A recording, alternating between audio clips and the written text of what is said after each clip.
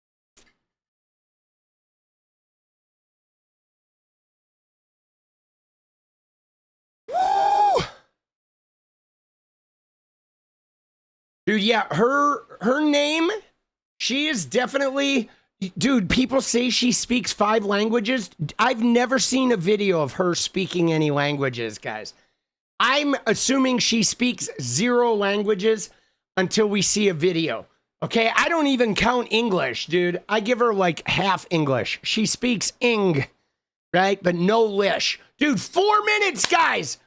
Let's go. 4 minutes. We need 17 and 4, baby. It is go time. Dance party incoming. Here we go. Here we go. Let's get serious. 3 minutes. 3 minutes. Oh, yeah, dude. Let's go. Ethan, let's go. Dude, Ethan, thank you, boss. Tonight is Pine Box to the 100th power. Let's go, Redbone. 3 minutes. Oh, she speaks Ing. No lish. Let's go. Dude, all right, 3 minutes. Oh, shit. Dude, Elf. No way, get a new haircut, LOL. Dude, no way, dude, I like my haircut, boss. We love the haircut, but thank you. Dude, let's go. Or you're getting a new haircut? Is that what you're saying? Let's go, Elf. All right, guys. Dude, let's go, Victor Harshman. Let's go, dude, Sinful. Let's go, baby.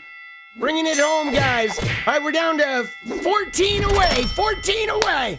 Oh, 245, dude, Ethan, let's go, baby. Dude, with the pair, dude, I love the pairs with the little headband. Dude, it's like, it reminds me of the Royal Tenenbaums, dude. The pair with the fucking headband. Dude, that shit just makes me so happy, dude. Dude, let's go, Ethan. Getting a double for that. 2 minutes, guys. Oh, shit, here we go. Dance party incoming, imminent. Oh, fuck, dude.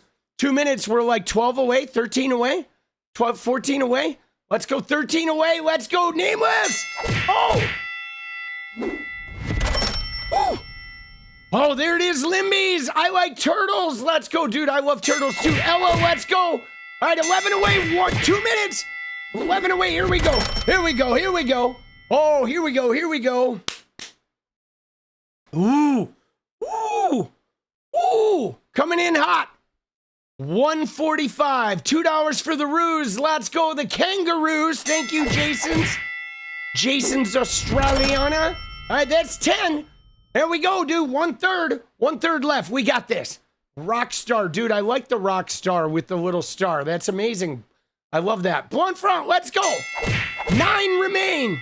It's not letting you dono. You just tried 5 times in a row and refreshed everything. Dude, 𝗙cie, that sucked. You're donoing in spirit, though. We got you. Paula, let's go. Thank you, Paula. Paula! 1 minute!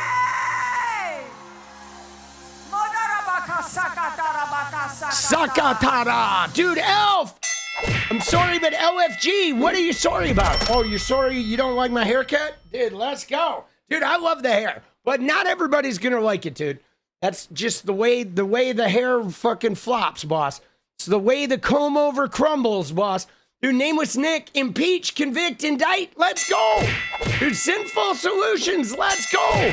Dude, sorry, I meant for the ruse. Oh, from the ruse. Got it, from the ruse, from the kangaroos.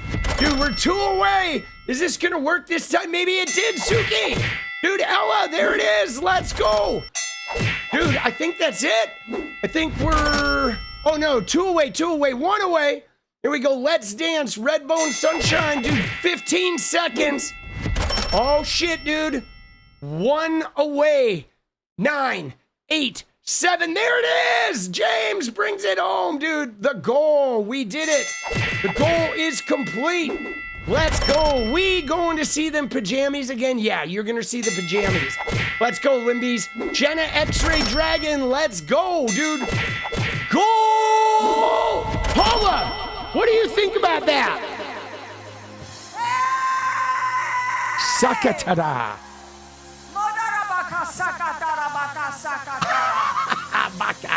Baka sakatara. Cannabis is good for you. Let's go, James Anxious. Let's go, baby. Dude, FDT, Suncats. Yes, FDT. All right. We did it. Dude, good job. Good job, squad. Okay, you ready? Now we're going to look at some of this surrounding shit. Because again, to roll back today, Melania comes out at 11:30 in the morning and she says, I have a statement. She walks out. She reads this crazy statement about Epstein, and then she walks away and does not answer a single fucking question. And everyone was like, what the hell was that, dude? I mean, this was very Watergate, where people are divulging information, right? You know what I'm saying? Like, there's this scene in All the President's Men where the guy's talking to his editor and he says, Haldeman said, I had nothing to do with the Watergate break-in. And he's like, well, wouldn't you expect him to say that? And he's like, yeah, but I never asked him about Watergate. I just asked him, what did he do for the president? What was his job? And he just said, I had nothing to do with the Watergate break-in. And they were like, yeah, that's weird, right? You're just asking him a basic question about his job, and he starts, proffering up information that, no, he did not do the Watergate break-in, right? That's what Melania just did. She did that scene from All the President's Men where it's like, yo, this chick is guilty. Okay, now let's look at this. Okay, I have some stuff bookmarked here. All right, first off, this is the email. Let me see. All right, the first thing we got is hold on. All right, I guess I didn't bookmark the shit I thought I bookmarked, but we'll find it. All right, we'll find it. I know it's in here. Okay, now.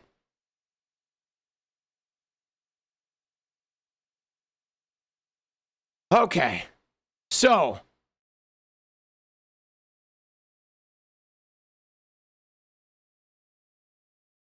we're going to find this, okay?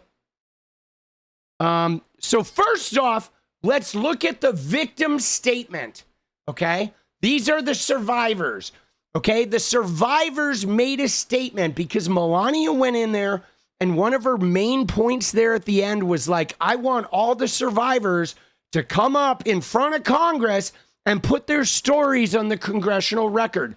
But what they want to do is they want to use the women as a way to exonerate themselves and Trump, because most of these women are not involved at all with Donald Trump. Okay, Donald Trump was like years before. Okay, these were mostly after Donald Trump. But here's the deal, though, guys. Trump and Melania, via osmosis of Trump, they have all the files. They've only released like 5% of these files. They could release all the files and then we'd know everything. So, like, why don't you just release the shit you have? And here's what their statement says. It says, statement by survivors in response to Melania Trump. Survivors of Jeffrey Epstein have already shown extraordinary courage by coming forward, filing reports, and giving testimony. Asking more of them now is a deflection of responsibility, not justice. First Lady Melania Trump is now shifting the burden onto survivors under politicized conditions that protect those with power. The Department of Justice, law enforcement, prosecutors, and the Trump administration, which has still not fully complied with the Epstein Files Transparency Act.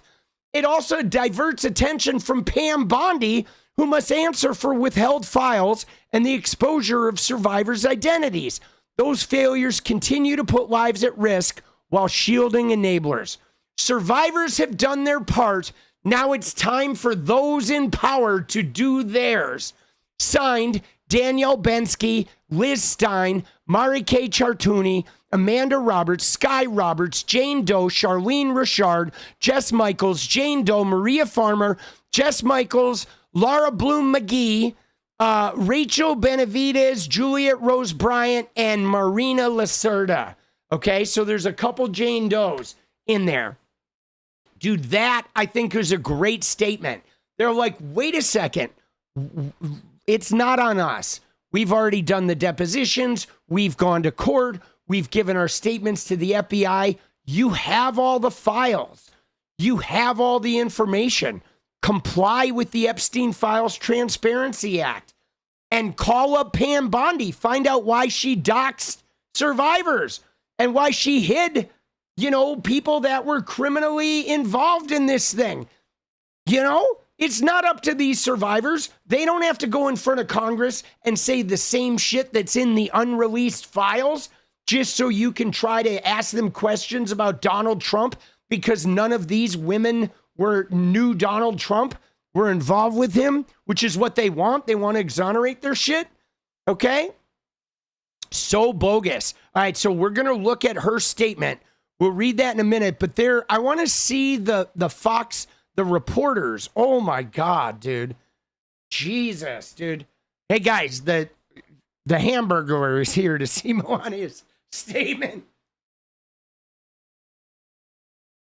Oh my God. Right? Dude, the Hamburglar's in town. Spy versus the Hamburglar. Oh, dude, dude, that one is amazing, bro. Look at that one.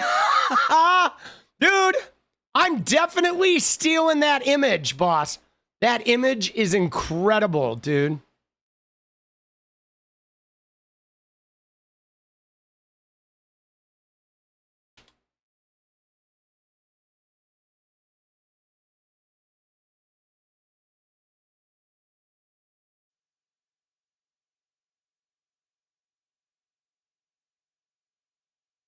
Dude, there was one where, oh, here it is. Yeah, you ready? This is the one that I was talking about. This is crazy. You ready? Watch this one. This is Fox News, mind you. Okay, because they were like, what the fuck? What the fuck just happened? After this, we're going to look at her statement. She released the verbiage of her statement. And we are going to look at it. We're going to break some of it down. But the reporters were like, what just happened? Because everybody, again, guys, everybody was blindsided. No one had been asking Melania about this. There had been no recent newsworthy confrontations. There had not. There's not been even any interactions between Michael Wolff and her. So we don't know what prompted this impromptu, Epstein thing. Okay, we just don't know. This came out of left field for us here covering the White House. The press shop did not give us any insight into what this announcement would be about. That's typical. Oftentimes, the First Lady doesn't share a lot of details with the White House communications shop that covers the president on what her announcements might be. We didn't, for instance, get a lot of details ahead of her prior announcement on her efforts bringing home Ukrainian children. But similarly, we had no heads up on this. We're not getting any information from them now, including whether or not the president was aware she would be making this statement. It's unclear to us if she is reacting to something or that's already happened, already come out, or getting ahead of a story that might be about to drop. We don't really know. And the content of what she's calling for, this congressional hearing to allow the victims to openly testify about what they witnessed is new, and it will certainly breathe new life into this story that has in large part not been at the top of the news cycle lately. The attention here has been on other matters. So this brings the sort of public interest back to the Epstein story. Again, the survivors said, just release the files. Now, did we have a war to distract from Epstein, and now we need Epstein to distract from the war? Right? I mean, is that what's going on? Like, at this point, we don't know. Okay? We do not know. But they did talk to Trump, okay? They did talk to Trump. Look at this, though. Look at what Benny Johnson said. Breaking. Melania Trump just shocked everyone with a surprise White House announcement shutting down lies about her and Jeffrey Epstein once and for all. I have never been friends with Epstein, blah, blah, blah. Now, I had some interactions today, guys, that were intriguing, okay? Let's look at the Trump reaction here. They did ask Trump about Melania. Okay. All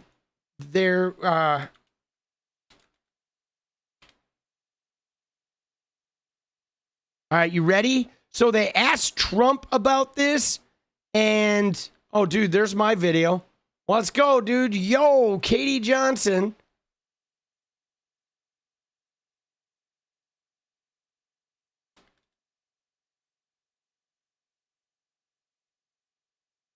Book about Prince Andrew release said too much. What book is that? That just came out? Was there a book about Prince Andrew that just came out recently?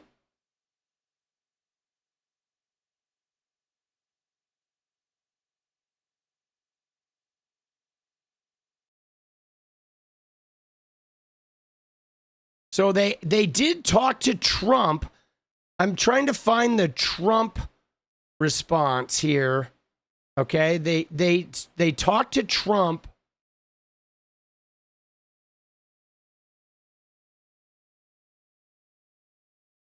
A UK book. What book is it?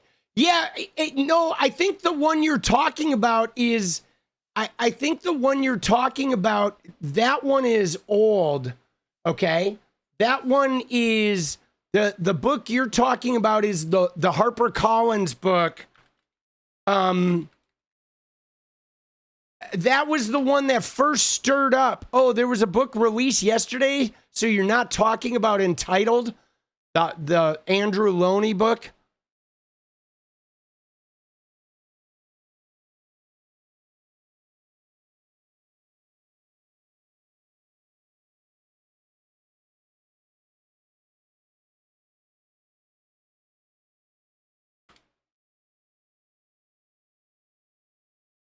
So yeah, no, the book, the book that you're thinking of is this one that was not released yesterday.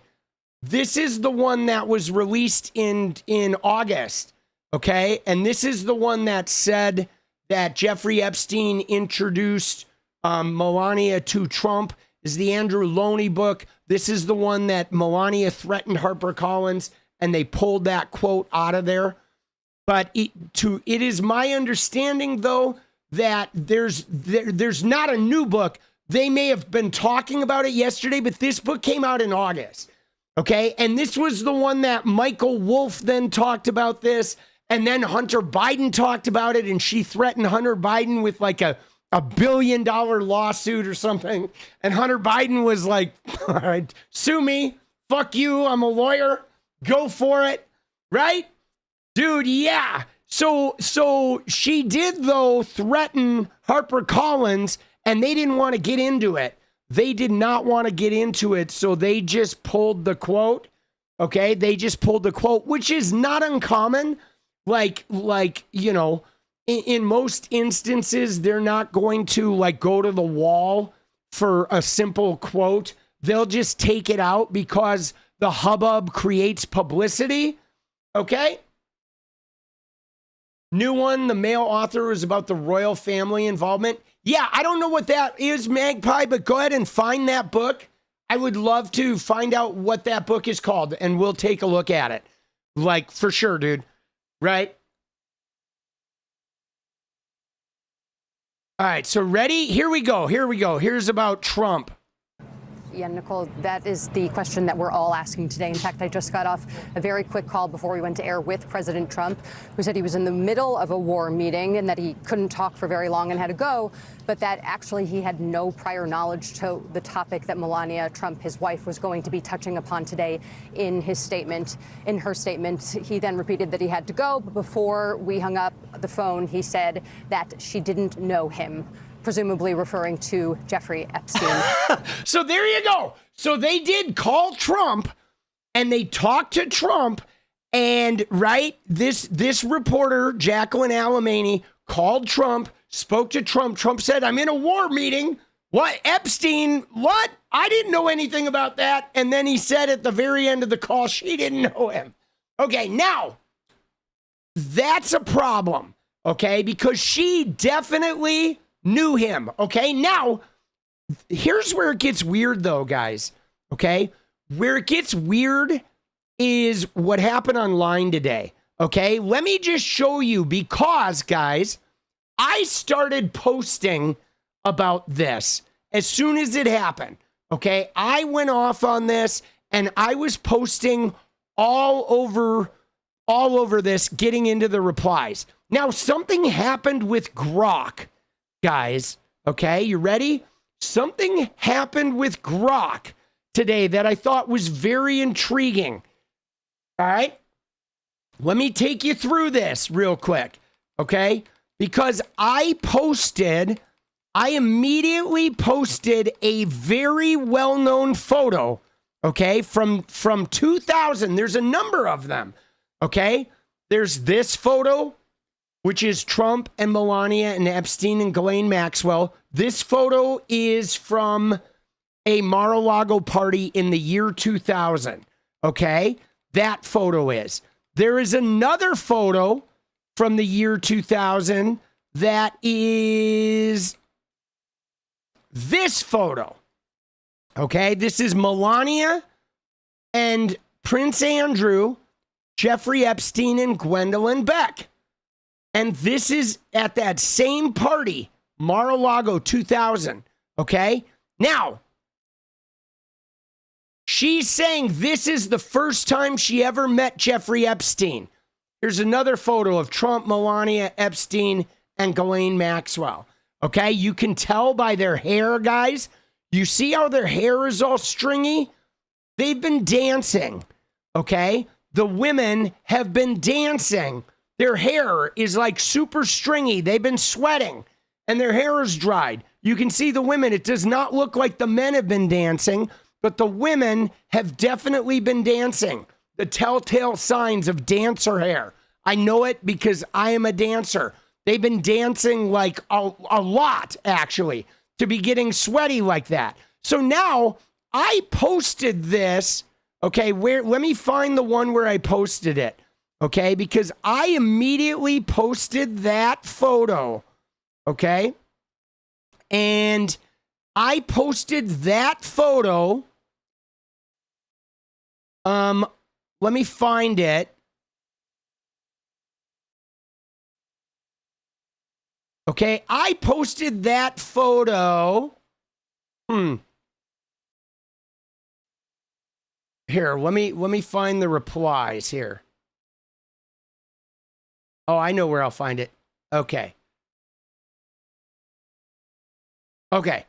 So here we go. How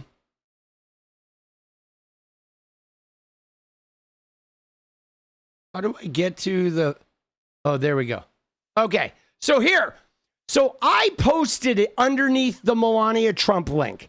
You ready? I posted this photo. LOL, this woman is guilty AF. Okay? Now, this was 2 years after Melania and Trump met and they started dating. Melania's at this party. She says this is the first time she met Epstein, but Trump and Epstein were best friends in the 90s. She most certainly met Epstein. She was connected to other people connected to Epstein. There's an email from her writing an email to Ghislaine Maxwell where she's like, hey, G, how was it in Palm Beach? Give me a call the next time I'm down there. Blah, blah, blah. Okay? She definitely was deeply in that circle. But check this out, guys. Check out Grok. Because I posted this photo and somebody said, Grok, is this Melania? Right? Is that Melania? And look at what Grok said. Okay? And so Magpie, it was the Andrew Lowney book. Okay, The Rise and Fall House of York. Yeah, that book came out in August. That is the one. Yeah, good. So he asked Grok, is this Melania?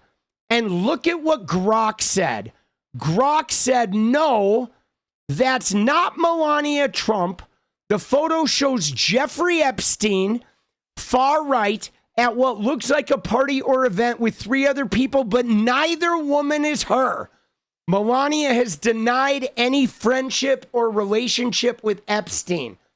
So Grok denied this. Now, I posted the actual Getty images because this is from Getty, guys.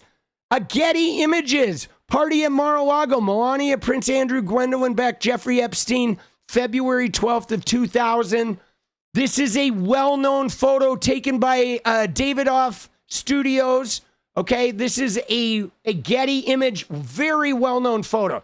And so now I laid into Grok and said, you are full of shit. That is confirmed Melania Trump. And then I did lay into Grok and said, F you, you're lying. Here's the actual Getty images photo. Okay. And then Grok said, you're correct. This Getty photo shows Melania now Trump's then girlfriend, right? Prince Andrew, Gwendolyn Beck, and Jeffrey Epstein. It was a public social event at Trump's club, right? Melania stated she was never friends with Epstein, had no relationship beyond casual acquaintance. But dude, Grok is a lying piece of shit, bro. And I went off on Grok too. And was like, I think the guy who programmed you was on the island, which is probably why you're being like this. And Grok did not address me like normally when I call Grok out like that, it will tell me to not be so savage. But I thought it was very unusual that Grok didn't call me out for calling it names. Like I was like F wording and telling it to go F itself. And Grok was didn't say anything. Didn't even acknowledge that I just told it to F off. Dude, it is definitely grokking, okay? And dude, I did tell it. Dude, oh shit. Dude, Grok is fraudulent, boss. Okay? Yeah, isn't that wild? So, dude, I find that's interesting, guys, because look at this. Let me just look at something else I posted, okay? Because I did post another thing, guys, about this, about just these connections, okay? Because look at this, guys. We have Jeffrey Epstein, okay? Trump was his best friend. Howard Lutnick was on the island and in business with him when he said he never hung out with him. Bannon was his confidant and very close associate who spent a lot of time at his houses. Elon tried desperately to get on his island and probably did, even though he did it off email, right? Melania knew him intimately and was deeply connected to all of his associates, Paolo Zampolli, Jean-Luc Brunel, all of those guys. She hired Brett Ratner, okay, one of Epstein's associates, to direct her movie. Alex Acosta gave him immunity and then got the labor secretary cabinet position after giving him immunity. RFK Jr. was on his plane multiple times. Dershowitz was his lawyer and was implicated by several survivors. But sure, it's all coincidence that everyone in Trump's orbit is closely tied to Epstein. Trump supposedly hated him and had a big falling out, but then he literally took the guy who got him off and gave him immunity, gave him a cabinet position. Bill Barr's dad hired Epstein at Dalton School. Oz, Fillon, Warsh, and Feinberg, all Trump cabinet members, were also deeply connected inside this shit. Isn't that crazy? They were all connected, guys. All of them. And then we have the Melania email to Ghislaine Maxwell. Okay, let's find the email to Ghislaine Maxwell. Because this is pretty crazy. Okay.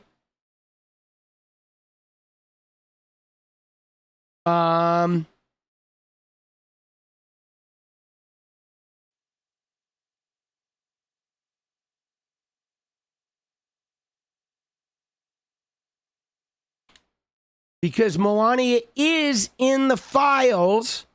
Okay. Okay, here we go. Yeah, here we go. We're going to watch this clip. She appeared to reference an email as well, an email that has been published, that is part of the Epstein files that have been released over a period of time. It's an email, I believe, from October 2002, an email that she is alleged to have written to Ghislaine Maxwell, the partner of Jeffrey Epstein. It's an email in which she writes to Ghislaine, "Dear G, how are you? Nice story about JE in NY magazine. You look great on the picture. I know you're very busy flying all over the world. How was Palm Beach? I cannot wait to go down. Give me a call when you're back in NY. Have a great time. Love, Melania." So says that email from 2002. Now, Melania Trump is saying in this... Okay, so guys, we got to look at the text of that email because you heard the email there, but it's the text here. Look at this. She wrote, now Melania should not have been redacted, guys. Again, Pam Bondi and Trump's DOJ, they redacted her fucking name, right? I mean, I guess they left her name down here, but they could have covered the email address but left her name up top. But that redaction, right, is like, you know, she shouldn't be redacted. But look at the email. It says, "Dear G," right? She doesn't call her Ghislaine. She calls her G, okay? That is that shows that there was familiarity there, okay? There was some level of familiarity for her to be calling her G. "Hey, G, dear G, how are you? Nice story about JE and NY Mag. You look great in the picture. I know you're very busy flying all over the world. How was Palm Beach? I cannot wait to go down. Give me a call when you are back in New York. Have a great time. Love, Melania." Okay? So she's like saying, "I can't wait to come down to Palm Beach with you guys." And yeah, post links in Discord, boss. And I can't wait to fucking, right? Oh, I can't wait to come down to Palm Beach and hang out with you guys and give me a call when you're in New York. Hi, G, right? And JE, I mean, dude, that is like some familiarity there, okay? That is familiarity there, guys. Absolutely. Okay, there's another photo from that event. There's multiple photos. I mean, Melania looks gaunt. She was definitely partying back then. That is pretty obvious. You have Trump, you have Melania, you have Epstein, you have Ghislaine. They're in multiple photos. There, you know, Prince Andrew was there. Those are not the only photos of Melania and Trump. There is also Heidi Klum's Halloween party that Prince Andrew was at, and I believe Virginia Giuffre was at this party. She was the young lady that was, you know, that was picked up from Trump's club, that Epstein pilfered from Trump's club. But that is, oh, this is another one. This is Melania and Ghislaine Maxwell at a fashion event. Okay, this is a different event. This was a fashion event, a runway show. There is Trump, Melania, and Ghislaine. The one I am thinking of is this one. Okay, I believe this was Heidi Klum's Halloween party. Let me verify that.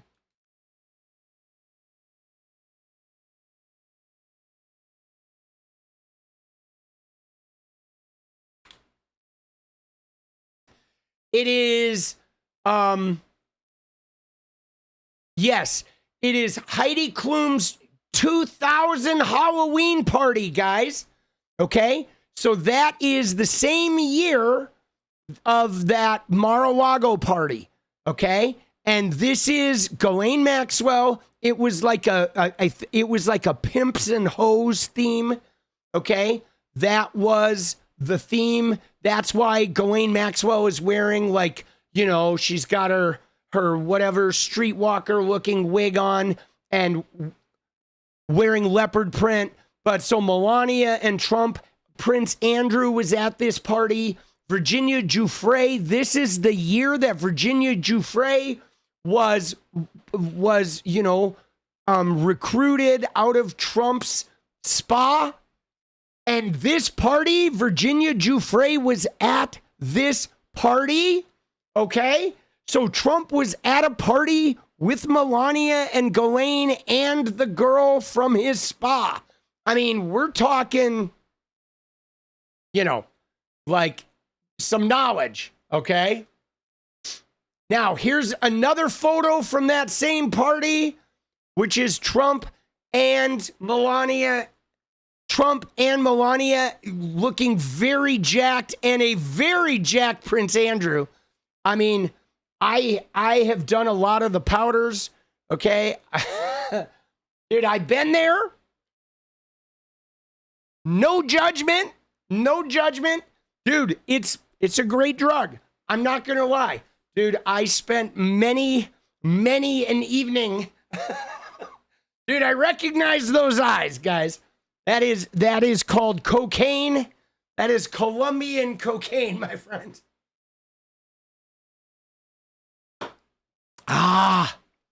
Dude, love it.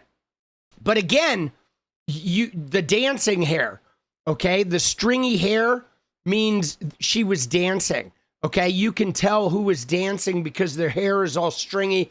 He looks like he's been dancing too. And sweating, this is the guy who supposedly doesn't sweat, right? But he looks like he's been doing a little sweating there. All right. So we do have those instances. Here is one more from that same event. Okay. And again, Melania at this point looks pretty cooked. Okay. Dude, she is vibing, right? She is vibing. Dude, I'm an investigator, guys. I am. I'm an investigator. Right? I am. I love this shit. Dude, I love figuring this shit out. So, most of the photos, though, are from that one party. Okay? But again, guys,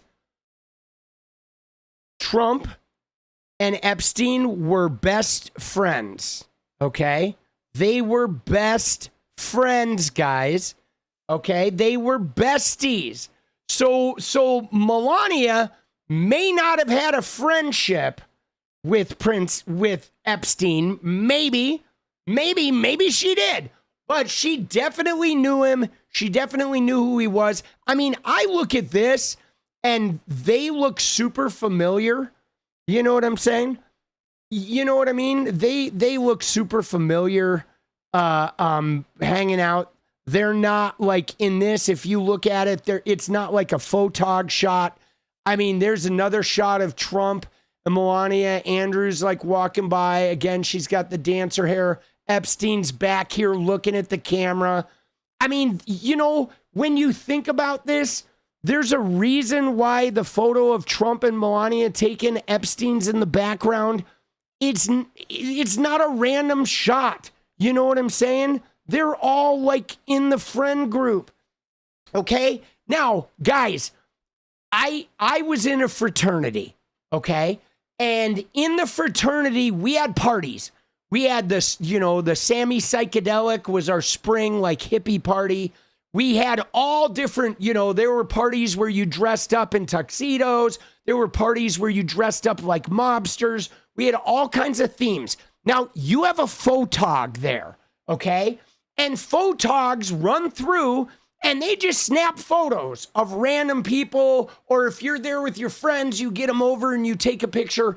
But like when you're like photobombing each other and shit like that, you're usually doing that with people you know. You're not jumping into some random photo with somebody you don't know and like photobombing them. You're like, you know what I'm saying? it's like some of it is random and people getting shots together, but these guys, dude, this is his best friend. You know what I'm saying? These guys are deeply, deeply connected in this shit, okay? Deeply connected. And there's definitely an air of familiarity there, okay? Definitely familiarity. That's that other fashion show. I showed you another photo from that event too. Trump looks a little out of sorts, okay?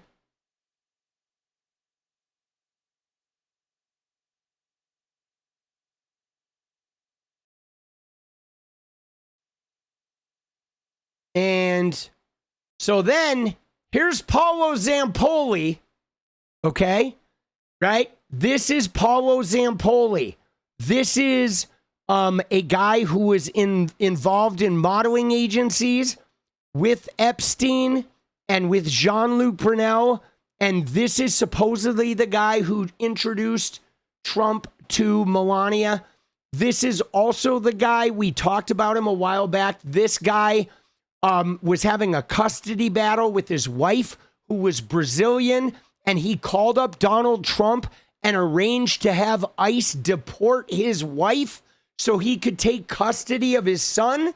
And here is Paolo Zampolli, who's gotten an ambassadorship, even though this guy has no, government experience. He was just a modeling guy. There he is with Netanyahu. All right, there is Zampolli with Marco Rubio.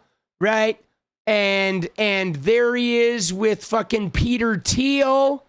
Okay? Right? And there he is with fucking Tulsi Gabbard. That's Paolo Zampolli. Now, and yes, Ungaro was his wife's name. Now, Paolo Zampolli, though, you ready? You ready for this, guys? This is hilarious. Okay? Because check this out, okay? So Zampolli decided to get in the mix, okay? Where Ambassador Zampolli then contacted a reporter, okay, for Daily Mail and the DC Examiner. This is like a right-wing rags. Paolo Zampolli, right? Ambassador Paolo Zampolli tells me he'll testify before Congress to make clear that he introduced Trump and First Lady Melania Trump and not Epstein. We talked by phone after she made her blockbuster statement. But of course, Paolo Zampolli, who's also in the files, who is a devotee of Epstein and Jean-Luc Brunel, of course, he's going to come in and testify. And I'm sure he'll be real honest. The guy who got his wife deported so he could take custody of his son. Dude, they're all degenerates, guys. Okay? They are all degenerates, guys. Oh my God, they are all degenerates, right? They are all crazy, right? I'm like, dude, Epstein and Jean-Luc Brunel's good buddy is really going to tell the truth here. He swears. He really, really swears. Okay? And now, I don't know what this interview is. This is something from, this is something EFT. I don't know if that's accurate. Let's see. 90775. Hold on. Let's look at that. Hold on, let me look this up real quick.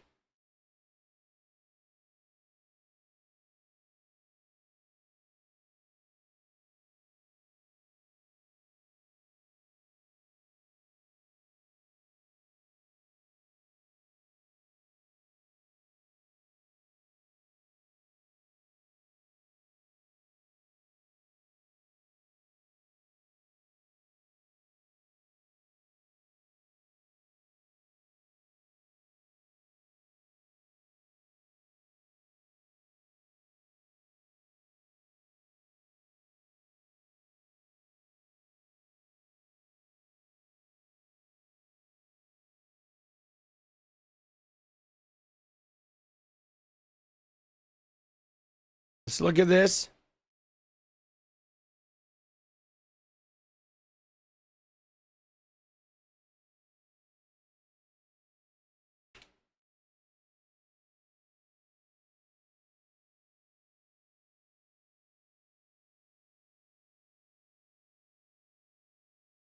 I know 775.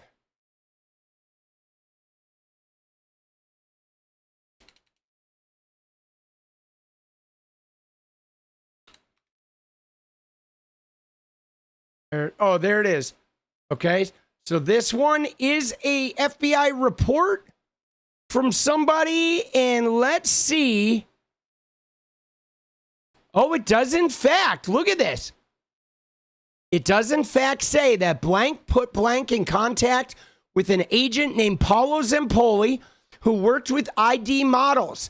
It was organized for blank to go to New York to model. While in New York, blank lived in a model's apartment because she did not have time to pay for her own apartment. The apartment accommodated 10 people, was on the same street as the model agency on Varick Street. Blank had an affair with the agent. Zampolli was trying to buy elite models with Epstein. Okay, that is, guys, that is, elite models is Trump's friend, John Casablancas.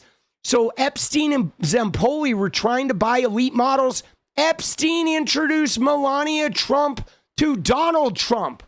Okay, so here is something in an FBI interview where somebody redacted in this FBI interview way back in 2019 is saying Epstein introduced.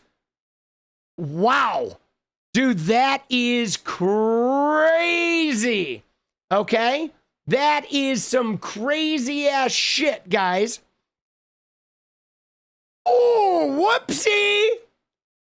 Jeffrey Epstein 𝗙𝗍𝗍. Oh, Melania, Jeffrey Epstein 𝗙𝗍𝗍.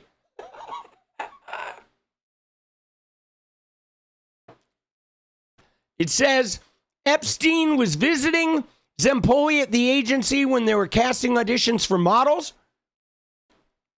Epstein was looking through portfolios, saw Blank's photograph of her wearing only swim bottoms. Blank and Zampolli were at a nightclub with Epstein, who was there with a woman who Blank believed was blank. Blank took the phone number.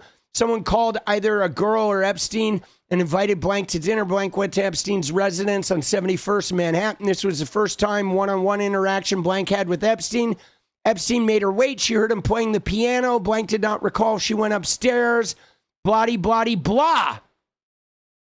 So that is crazy. So there we go. We do have a confirmed interaction there. Okay, these are all fake. These are fake photos. There's a lot of fake photos going around. All right. We do then have a confirmed Epstein file interaction that says that. Like, wow, that's pretty crazy, guys. JE was the second, dude.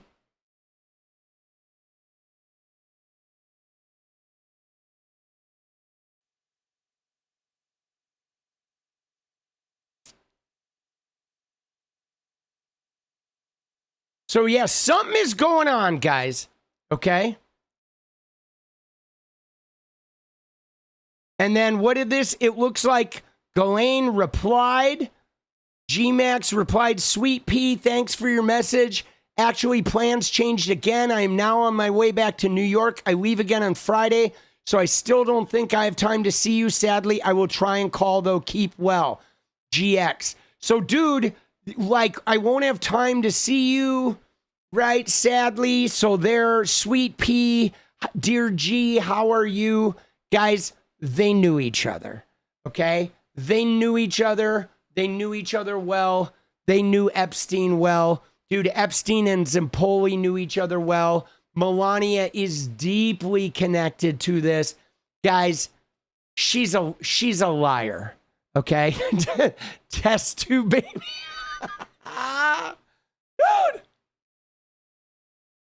Dude, she is a liar. Isn't it wild?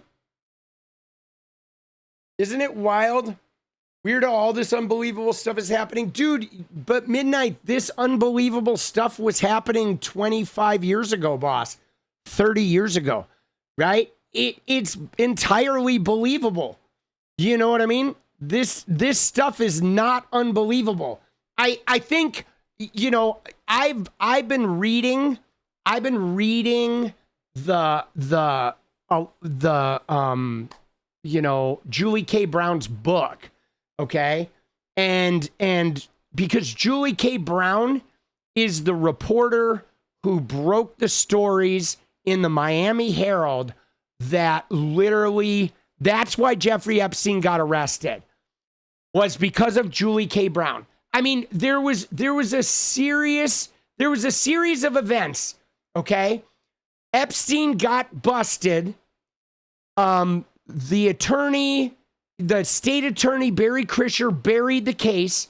The cops called the FBI. The FBI came in. They had a 56-page indictment, and Dershowitz and Alex Acosta made it go away. Immunity, everything was under seal. Boom. We would never hear it again. Then Virginia Giuffre did a piece in the Daily Mail. Ghislaine Maxwell called Virginia Giuffre a liar, and Virginia Giuffre sued her for defamation. And then everybody got deposed. That happened in 2016. Still, all those depositions were hidden, though. So nobody even knew this, really. Only people on the inside. Everything was hidden. Then a stroke of luck happened. A bunch of attorneys and a bunch of survivors filed what's called a CVRA lawsuit. That is the Crime Victims' Rights Act. There's a law that basically says if you're going to get a plea deal, if you're going to give someone immunity, you have to obey these rules. You have to contact the fucking victims, etc. And they sued because of that immunity deal that was given without notifying the victims. And they won. They won in a federal court. And that released all of those depositions into the public record. Now, around that time, Me Too happened. And then all of a sudden there was this hyper awareness because of Harvey Weinstein. Everybody was like believing victims for a minute. Okay. That's when Julie K. Brown started investigating this. This was in 2018. She started investigating this and she started interviewing the survivors. And she wrote a series of articles. And then that is what prompted Jeffrey Epstein to get arrested. And so it was crazy, guys. It was like a bunch of lightning strikes that all lined up to get this guy arrested and to blow this shit out. And then, you know, of course, Joe Biden's DOJ prosecuted Ghislaine Maxwell, 20-year sentence. Everything was under wraps. All the files were under seal until Ghislaine exhausted her appeals, until, you know, Pam Bondi closed the case in July of 2025. And that's when the fight for these files began. And yes, so Jeffrey was arrested in 2019. He was coming back from Paris. He landed at Teterboro Airport. It was July of 2019. July 6th, I believe, was the day he was arrested. And then a month later, he was dead. Okay? It was a month. Like almost to the day, just a little over a month, he ended up dead. Pretty crazy though. Pretty crazy. And man, it's just wild, because if Ghislaine hadn't have commented about Virginia, and if Virginia hadn't have sued, none of those depositions would have existed. And without those depositions, they wouldn't have had the Crime Victims' Rights Act lawsuit. And that lawsuit opened it up so Julie K. Brown and reporters could then access those depositions. It was all like crazy.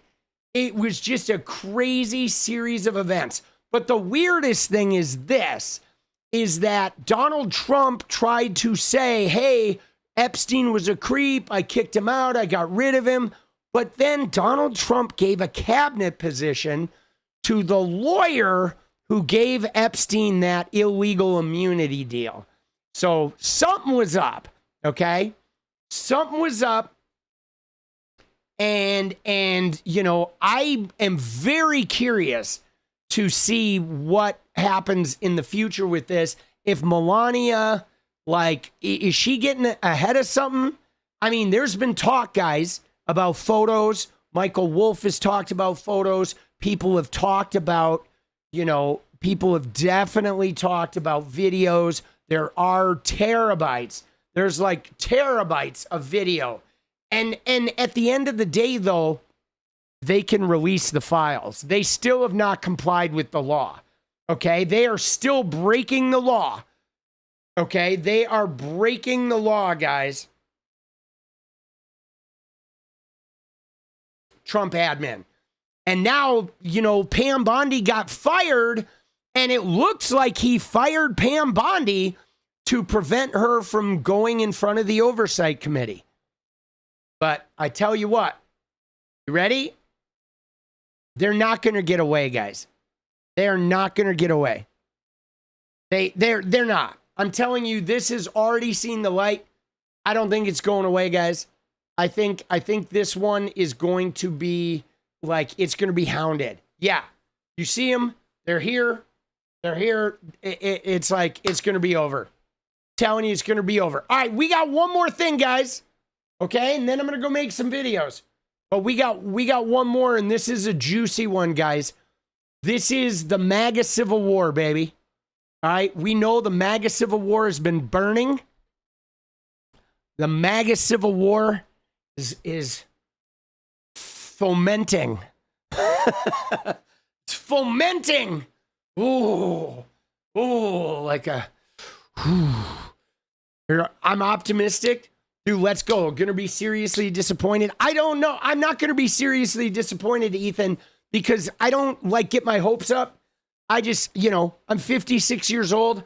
I've seen the bell curve of truth, and you see when shit gets over that bell curve, shit's gonna come out. You know, shit'll come out. And that doesn't mean people are going to get imprisoned or whatever, but it doesn't matter. It's like shit just needs to see the light.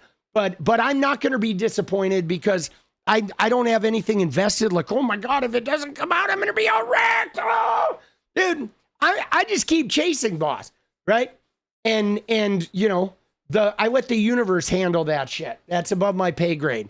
My only pay grade is to keep chasing the story and keep shining a light on truth. And you let the universe do the work, right? You don't worry about that shit. Dude, when you're an investigator, when you're a like whatever, a truth chaser, like the universe handles that shit. But guys, think about this, okay? Think about how these women, Maria Farmer, she's been voicing this since 1996, guys. There are women who have been chasing this for 30 years. And now there's a law requiring them to release these files. So, like, when you say shit doesn't happen, shit happens. Sometimes it takes 30 years. But Maria Farmer, her first report to the FBI was 30 years ago, guys. She has survived cancer and the imprisonment of Ghislaine Maxwell, and they're still fighting for this shit. So it's like, it ain't over, baby. And it's never going away. And that's the thing that's great is no matter what, no matter whether people go to jail or whether it all comes out or whether they fight another 30 years to get it out, the fact of the matter is it will not be going away. Okay? It will not be going away, guys. And that's just it. Subpoena won't be issued to Pam. They'll have to get a regular since she's just a citizen. Yeah, but Rachel, they subpoenaed Bill and Hillary Clinton, and Hillary Clinton is just a citizen. So there's no reason they can't subpoena Pam Bondi. And trust me, in November when we take back the House, she will come before this. But guys, this ain't going to go away. That's the beauty of it, is no matter what, this is going to follow them whether it comes out or doesn't come out, it's going to be like a noise in the back of their fucking mind for the rest of time, guys. Okay? It is never going away. All right, now, we got to move on, though. We're going to change gears. That was beautiful. Thank you for coming along on that journey. But, guys, this next thing is crazy, okay? Because this might be the most batshit Trump, like, spitting I've ever seen, guys, okay? And we've seen Trump do a lot of them, but it is the Tucker Carlson, Megyn Kelly, right? Candace Owens, fucking Trump spitting, okay? Dude, wait till you see this. I've never seen anything like it, guys. This is absolute insanity. I think it's on RuPaul. Sorry.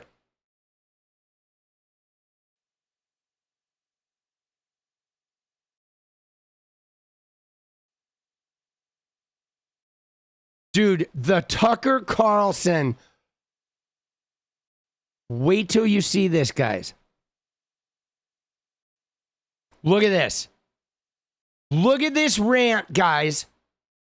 It is a 3-pager. Dude, it is a 3-pager, guys. Like, what the fuck, bro? Dude, in the middle of the afternoon. All right, you ready? Here we go.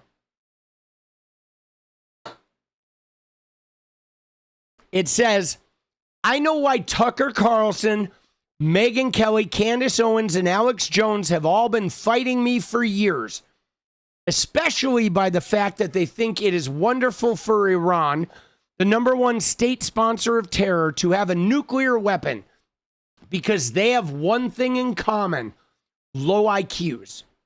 Okay? Right? And just so you know, dude, whoever you are, like, I have to mute you, boss. Like, you have to either change your name or I have to mute you because I can't have a swear word, like, constantly in the chat like that with your name. I hate to censor you, but, like, YouTube does have a, like, they don't mind swear words, but, like, if your whole name is a swear word, that is a problem. So, like, you seem pretty new here. You know what I'm saying? But like, I do need you not having a swear word name, right? The fucking shit thing. So I'm going to go ahead and I have to just time you out for, for like 30 minutes while you can change your name or whatever, right? From something other than fucking shit. Or I just have to, like, not have you in chat because, like, it appears on the screen. And so YouTube, like, the word fuck can appear on your screen if it moves up, but it can't be on there, like, all the time, right? Like, you know what I'm saying? It can't be on there all the time. That would be problematic for me. So I do have to, like, mute you. And if you change your name, you can stay in here. But if you leave that name, I'm going to have to, like, hide you from the channel so you don't appear on the screen. Because too many of those, the AI shit, then fucking, it's just annoying. I hate to do it, but I got to do it, right? But, all right, anyway, he says, I'm gonna start again, okay? I know why Tucker Carlson, Megyn Kelly, Candace Owens, and Alex Jones have all been fighting me for years, especially by the fact that they think it is wonderful for Iran, the #1 state sponsor of terror, to have a nuclear weapon because they have one thing in common: low IQs. They're stupid people. They know it. Their families know it. And everyone else knows it too. Now, bear in mind, there is no one dumber than Donald Trump. Okay? All of these people, with the exception of maybe Alex Jones, have a higher IQ than Donald Trump by a long shot. Okay? He says, look at their past. Look at their record. They don't have what it takes, and they never did. They've all been thrown off television, lost their shows, and aren't even invited on TV because nobody cares about them. They're nut jobs, troublemakers, and will say anything necessary for some free and cheap publicity. Now, I would like to interject in the middle of Trump's little crash out here that Tucker Carlson only lost his show because he lied about the election for Donald Trump. That's literally why Tucker lost his show. Not because right? His show was fine until he lied saying that, like, about the election, and then he lost his show. Oh, you lied for me. I got you fired. Now I'm throwing you under the bus. Oh, I shit my pants. Dude, all right. Now they think they will get some clicks because they have third-rate podcasts, but nobody's talking about them, and their views are the opposite of MAGA. Or I wouldn't have won the presidential election in a landslide. Okay, he did not win in a landslide, by the way. He won by 1.4%. MAGA agrees with me and just gave CNN a 100% approval rating of Trump. Dude, what a loser. 100%. Yeah, 100%, Donnie. Dude, everybody hates this guy. Not hand-flailing fools like Tucker Carlson, who couldn't even finish college. He was a broken man when he got fired from Fox, and he's never been the same. Perhaps he should see a good psychiatrist. Or Megyn Kelly, who nastily asked me the now famous only Rosie O'Donnell question. Or crazy Candace Owens, who accuses the highly respected First Lady of France of being a man when she is not, and will hopefully win lots of money in the ongoing lawsuit. Actually, to me, the First Lady of France is a far more beautiful woman than Candace.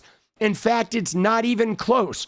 Or bankrupt Alex Jones, who says some of the dumbest things and lost his entire fortune, as he should have, for his horrendous attack on the families of the Sandy Hook shooting victims, ridiculously claiming it was a hoax. These so-called pundits are losers, and they always will be.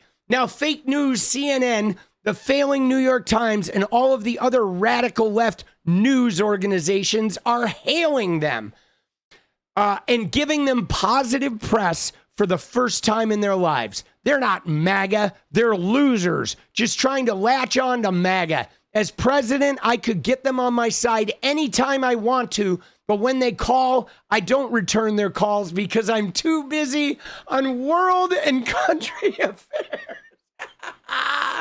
And after a few times, they go nasty, just like Marjorie Trader Brown.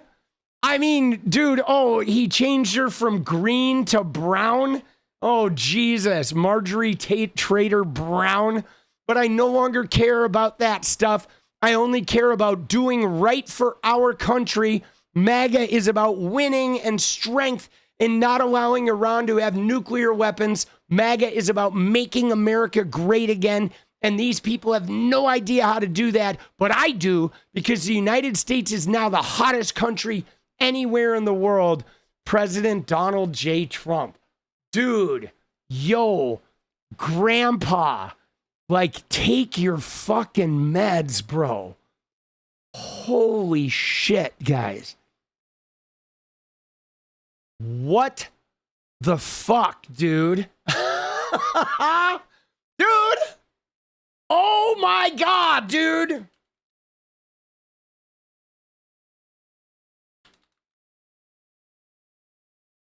Oh my God. Bro.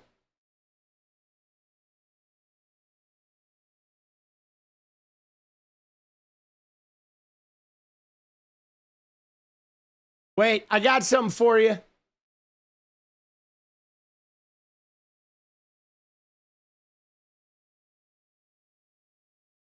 There it is. Wait. Let me see here. Hold on.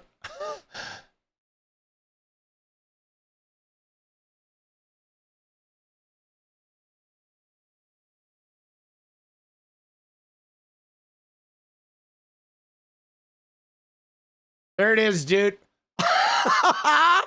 There he is, boss. Oh my God, dude. That is literally MAGA right now, bro. What in the hell, dude? Right? Like, bro. Yeah. I mean, here's the deal. You know, he's got some serious beef with these people. But guys, he is off his rocker. Like, that is the craziest screed. So you know they've gotten to him. They are like deeply under his skin, okay? He is fucking verklempt, like seriously spazzing out. Homie is having a meltdown, dude. I've never seen a meltdown like that. 3 pages, okay? 3 pages of meltdown. And it's just because they're like leaving MAGA. Dude, I'm sure they're going to make, they're going to make content about this. Dude, he is like melt maxing, dude. He is Gramp maxing. Now, MAGA is so dead, okay? They are so dead, guys. I mean, think about this. Tucker and Megyn and Candace, whether you like them or don't like them, they have a huge reach. Okay, Candace Owens' podcast has been like #1 much of the time. It's been top 5, for forever, dude. It is one of the biggest podcasts out there. She's right up there with Rogan. And, is she a kook? Absolutely. Okay, are they all kooks? Her and Tucker and Megyn, Alex Jones? Absolutely. But dude, all of MAGA is kooks. The whole MAGA movement is like a 4chan swap meet of, mental illness and conspiracy theories. And, Trump literally has been, capitalizing on that culthood. But what I think is crazy, guys, you ready? What I think is crazy is how, like, Trump is now openly warring with some of the biggest voices in the conservative movement. And who are they? They're like anti-Zionists, okay? I don't know about Alex Jones. I think they're also anti-Semitic, but they are very much against Zionism. And Trump is like fully Zionist. He is like, if you look at his shit, guys, like, oh my God, dude, if you look at Trump's AIPAC tracker, it is insane, dude. Like, Trump's AIPAC tracker is like the biggest AIPAC tracker of all right? When you look at his AIPAC tracker, it is wild, guys. Look at that. 230 million, right? 230 million, guys. Isn't that wild? Like, that is record setting. He is the biggest. This is including Miriam Adelson's, right? 200 million of it is like from her. And then the other 30 million is from other interest groups. But isn't that wild? Yeah, she gave 200 million. But still, guys, that's insane. Even if you take hers away, 30 million is insane. Unbelievable, boss. It's so crazy, dude. It's wild. He is like the craziest, the ultimate Zionist. 𝗙𝗎𝗆𝗆 Trump. Nobody protests him. Dude, they should protest his dumb ass, right? But here's my video that I made today. You ready? Let's watch this. It's fun. Dude, what? You ready? Watch this. Dude. Here we go. Dude, what the fuck is going on with Melania Trump? I'm just sitting here editing, and all of a sudden the internet starts blowing up because out of the blue, she just decides to do an Epstein press conference. Bro, we know you know Epstein. Everybody knows you know Epstein. There's like 1 million photos of you guys. There's more photos of Melania with Epstein than there are Trump with Barron. Is she trying to get ahead of a story or what, dude? She says she wants women to testify. Katie Johnson, yo, you busy? Come on, Katie. Let's go. Grab your popcorn, people. Dude. Yo, Katie. Yeah, Katie, get in here, baby. We got some testifying to do. Dude, let's go. Dude, I was blown away, guys, by this today. It was like, because it was so unexpected. Okay? It was so unexpected. And can we for 1 minute just look at her statement here? Okay? Let's look at Melania's statement. Okay? Because she did provide a printed copy. Okay? And I think we should read this because she was pretty hard to understand. But she says, the lies linking me with the disgraceful Jeffrey Epstein need to end today. The individuals lying about me are devoid of ethical standards, humility, and respect. I do not object to their ignorance, but rather I reject their mean-spirited attempts to defame my reputation. I have never been friends with Epstein. Donald and I were invited to the same parties as Epstein from time to time, since overlapping in social circles is common in New York City and Palm Beach. To be clear, I never had a relationship with Epstein or his accomplice, Maxwell. That's not true. My email reply to Maxwell cannot be categorized as anything other than casual correspondence. Hey, G. My polite reply to her email doesn't amount to anything more than a trivial note, or a trivial note, as she said. I am not Epstein's victim. Epstein did not introduce me to Donald Trump, although there's an FBI 302 that maybe disputes that. I met my husband by chance at a New York City party in 1998. This initial encounter with my husband is documented in detail in my book, a whole bunch of other lies. The first time I crossed paths with Epstein was in the year 2000 at an event Donald and I attended together. At the time, I had never met Epstein, had no knowledge of his criminal undertakings. Numerous fake images and statements about Epstein and me have been circulating on social media for years now. Be cautious about what you believe. These images and stories are completely false. I am not a witness or named in witness. I am not a witness or a named witness in connection with any of Epstein's crimes.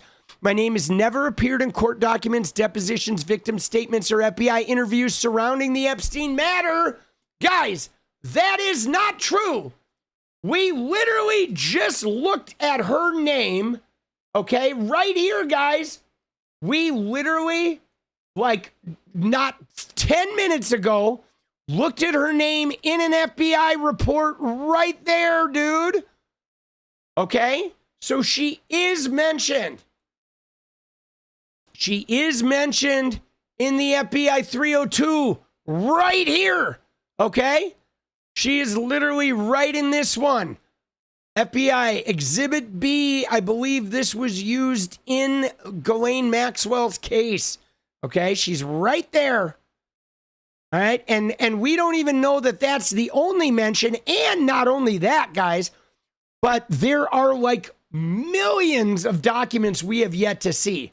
So we don't know. Now, it is interesting that we've heard there have been some hacks.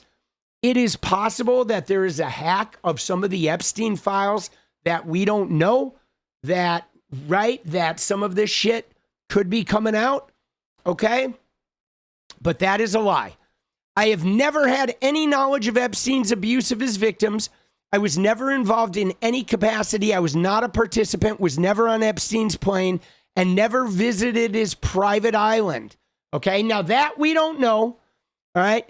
I have never been legally accused or convicted of a crime in connection with Epstein's sex trafficking, abuse, and other repulsive behavior. The false smears about me from mean-spirited and politically motivated individuals and entities looking to cause damage to my good name, to gain financially and climb politically, must stop. My attorneys and I have fought these unfounded and baseless lies with success and continue to maintain my sound reputation without hesitation. To date, several individuals and companies have been legally obligated to publicly apologize, retract their lies about me, such as the Daily Beast, James Carville, and HarperCollins UK. Now, again, guys, such as the Daily Beast, James Carville, and HarperCollins UK. Now, we do have to note that those three entities, Daily Beast, Carville, and HarperCollins, they were not legally obligated to publicly apologize. They were threatened with legal action, and they chose to publicly apologize rather than start a court case. Okay? And there are many individuals that she has not sued, specifically Michael Wolff or Andrew Lowney, the writer of that Prince Andrew book, that HarperCollins book, or, you know, she did threaten Hunter Biden and he said, fuck you, come after me. Okay? Tox Muerto said she's privy to a lawsuit by author Michael Wolff over her involvement with Epstein. Look it up. It all lines up perfectly. Yeah, no, Michael Wolff was like suing her, wasn't he? I think he was, dude. No, Hunter Biden did not apologize. He said, F you, sue me. Okay, she says, now is the time for Congress to act. Epstein was not alone. Several prominent male executives resigned from their powerful positions after this matter became widely politicized. Of course, this doesn't amount to guilt, but we still must work openly and transparently to uncover the truth. I call on Congress to provide the women who have been victimized by Epstein with a public hearing specifically centered around the survivors. Give these victims their opportunity to testify under oath in front of Congress. With the power of sworn testimony, each and every woman should have her day to tell her story in public if she wishes, and then her testimony should be permanently entered into the congressional record. Then and only then will we have the truth. But again, this is all bullshit because, guys, dude, let me just say, dude, Tox, let's go, baby.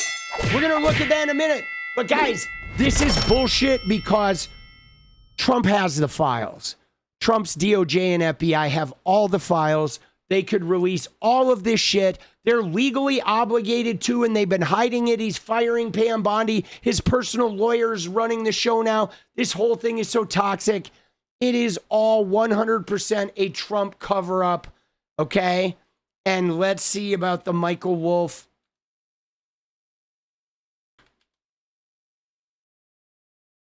Such bullshit.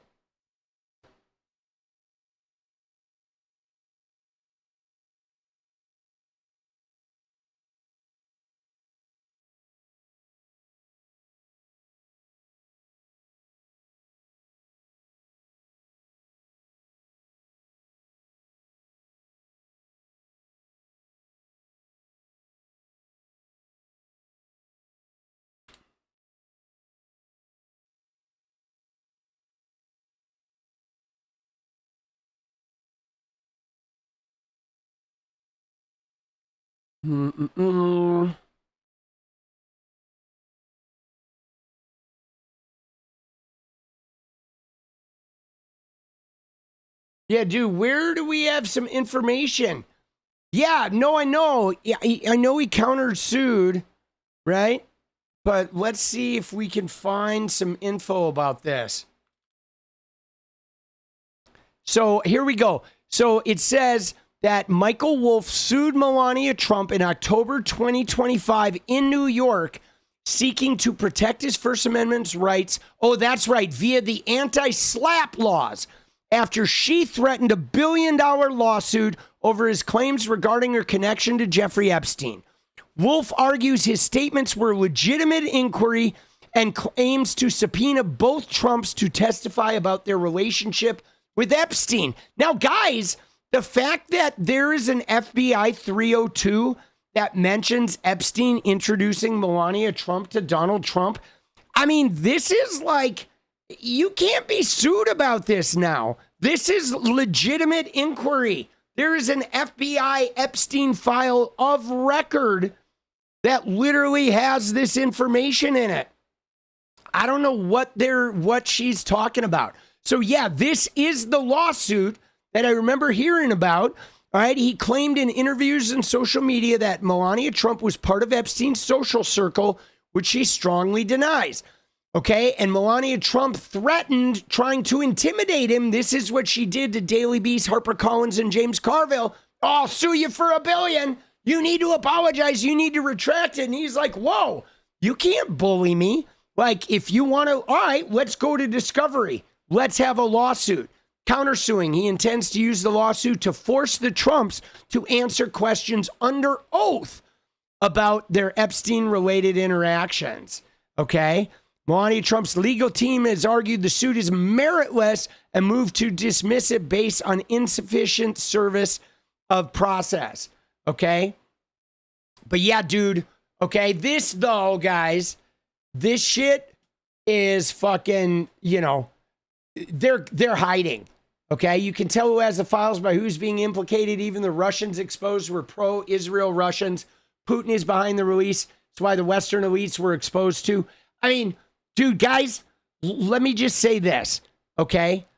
There is no doubt in my mind that Trump, Melania, Epstein, Putin, and Benjamin Netanyahu, they're all connected in some way.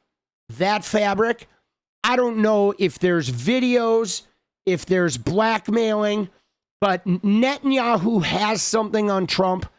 That's how Netanyahu can go in. I mean, we know he's a family friend of the Kushners, and so there's that connection, but he has something.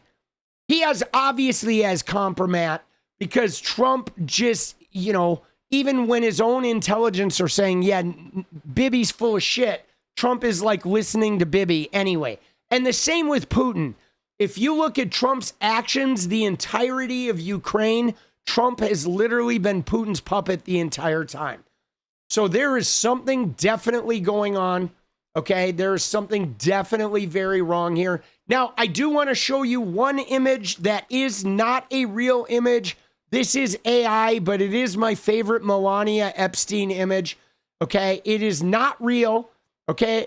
But it is, you know, an AI photograph, but I feel like it does capture a little bit of the spirit, or it's a Photoshop or something. I don't know where it is. Now I can't find it. So I guess I'm not going to show it to you, but whatever. We'll look at it at some point. All right. You got your lifeguard recertification. Let's go, May Money. Good job. Congrats. Dude. How crazy is that shit?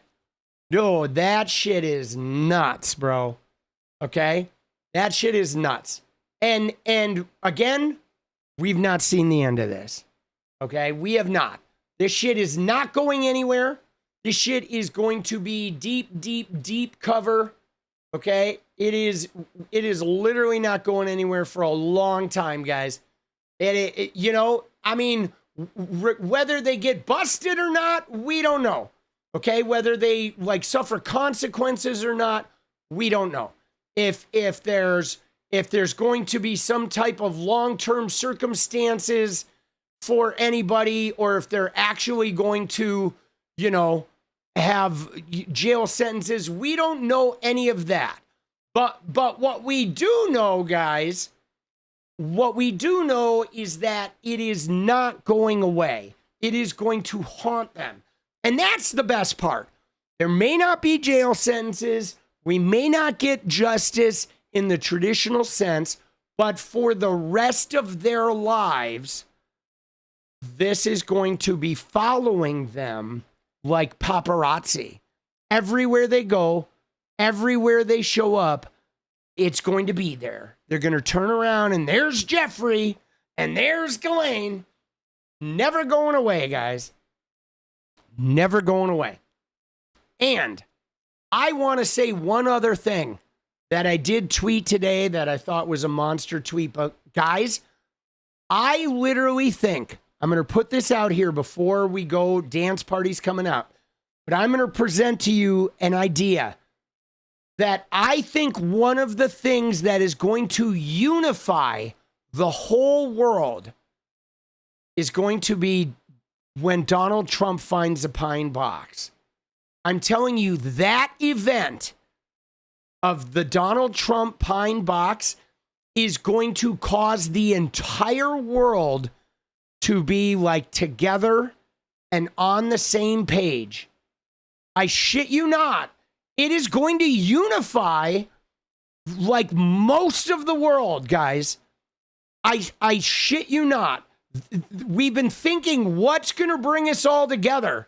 And I'm telling you, that pine box moment is going to be the thing that is going to bring disparate people from every corner of the world all together and unified with one like common shared harmonizing feeling. I believe it's going to be like the start of the age of Aquarius, guys. I shit you not. I think the inciting event for the age of Aquarius is going to be that pine box. You watch. Let the healing begin, guys. All right? And now, wir tanzen. Okay? Wir tanzen. Let's go, Paula. Sakatara. Sakatara, dude. Let's go, baby.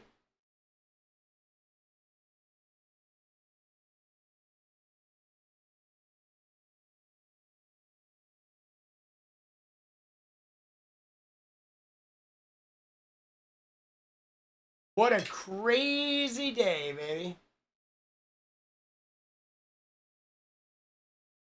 Oh, dude. How crazy was that?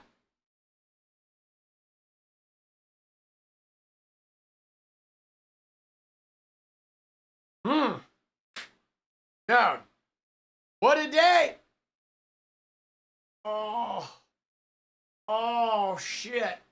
Again, congrats on your recertification, May Money. Thank you guys to all the supporters tonight. The dance party. Let's go. Let's go. Oh, too many goddamn hands. I know, boss. You gotta get premium. Oh.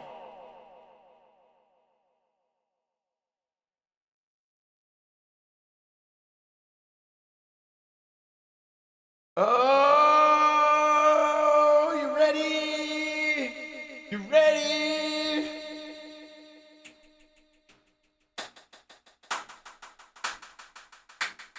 Pine box. Pine box. All right, here we go, baby. It's time to get a little deja vu.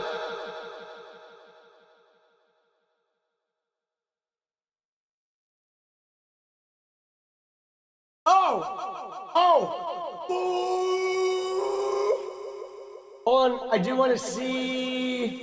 want to see what title is resonating with the Benny video. They're all doing about the same. Oh,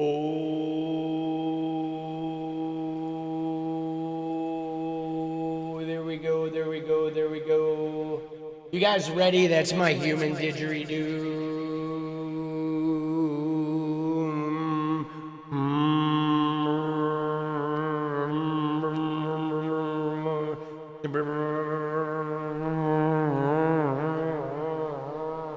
Here we go, baby. Let's go. Let's get it.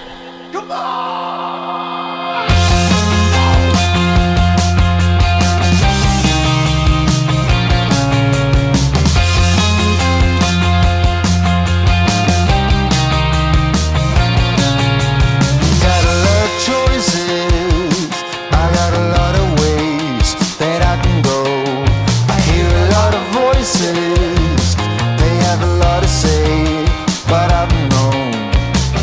Been here before.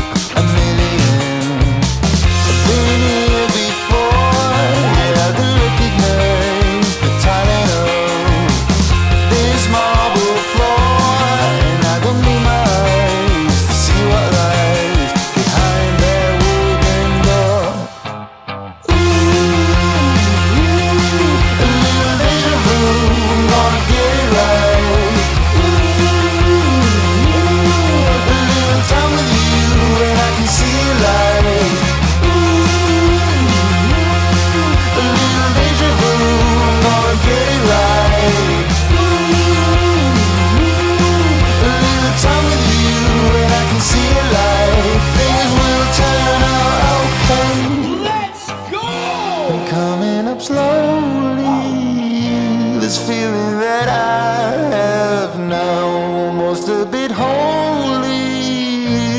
notion that I will make it out somehow.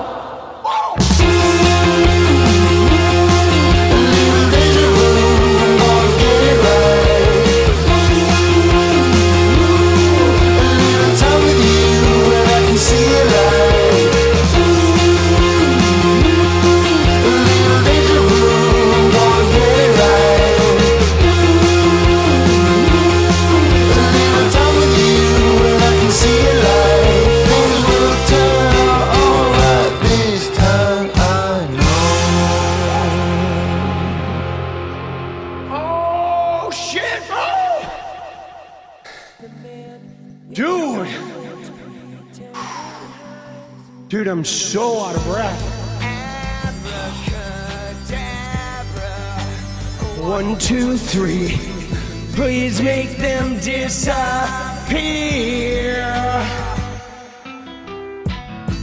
Whatever happens, promise me. Woo! All right, guys. I'm gonna go make some videos! Thank you! Alright? Thank you! I will fucking see you guys tomorrow. You got your super chat working? Let's go, baby! Dude, thank you guys! Beautiful, beautiful, we love you. Take care of your head. Be good to yourselves, be good to each other.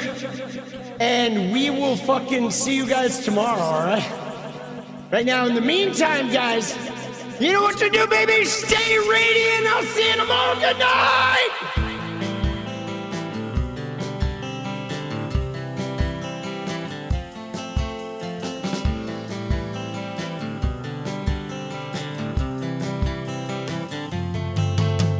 Hey, I just want to change the world. I just want the perfect girl. I don't want to hang around, I'd rather be found. It gets better, I wonder, my pleasure together. Everyone's waiting, anticipating.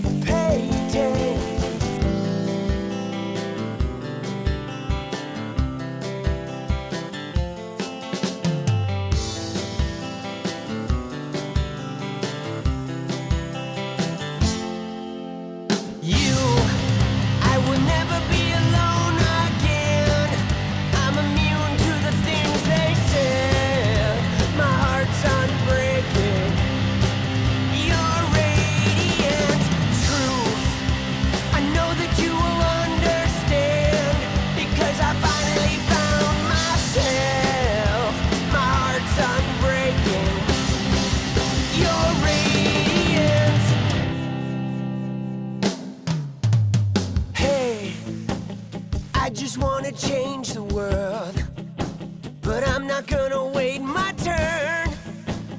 I don't ever want to come down, I'd rather be found.